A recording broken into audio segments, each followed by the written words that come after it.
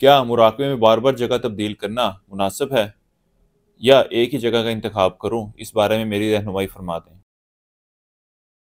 پہلے یہ سمجھ لیں کہ مراقبے کے 3 بنیادی امور ہیں: مستقل مزاجی، سمجھ اور ارادہ۔ ان تینوں کو اگر ہم اکٹھا بیان کریں تو وہ کچھ یوں شکل بنے گی کہ آپ جب مراقبہ کرنے لگتے ہیں کہ آپ کے ذہن میں ایک مکمل تصویر ہونی چاہیے کہ آپ کے پاس اس کے کرنے کا وقت ہے یا نہیں ہے۔ آپ نے اگر اس کا ارادہ کیا تو اس کے اوپر آپ کو استقامت اختیار کرنی پڑے گی، اور یہ بھی کہ آپ اس مراقبے سے حاصل کیا کرنا چاہ رہے ہیں۔ اگر یہ مقاصد واضح نہیں ہے تو ظاہر سی بات ہے کہ مراقبے کا حاصل وصول کچھ نہیں ہوگا۔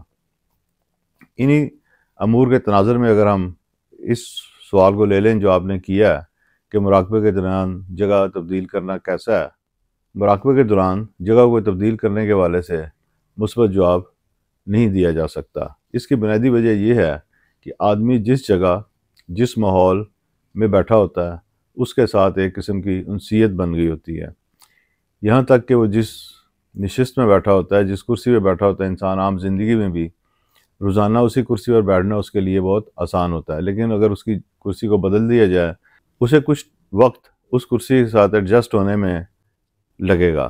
اسی طرح جب آپ ایک جگہ پہ بیٹھے ہوتے ہیں تو اس جگہ کا سارا ماحول آپ کے ساتھ ایک ربط میں ہوتا ہے، ایک روحانی ربط آپ کا اس سے قائم ہو جاتا ہے، اور جب آپ اس جگہ کو تبدیل کرتے ہیں تو اثر نو آپ کو سارے ماحول کو اپنے اندر جذب کرنا ہوتا ہے۔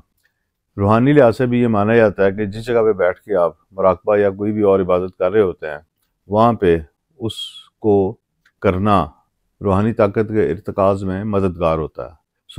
اگر بہت ہی کوئی مجبوری ہو تو آپ دوران مراقبہ اپنی جگہ کو ایک دفعہ تبدیل کر لیں، لیکن اگر آپ بار بار اپنی جگہ تبدیل کرتے رہیں گے، کبھی یہاں کبھی وہاں، تو بالیقین مراقبے سے متوقع نتائج حاصل نہیں ہو سکیں گے۔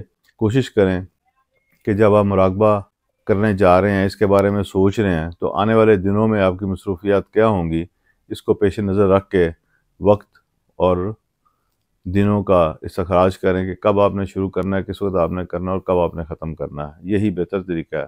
اللہ تعالیٰ آپ کو کامیاب فرمائے۔ آمین۔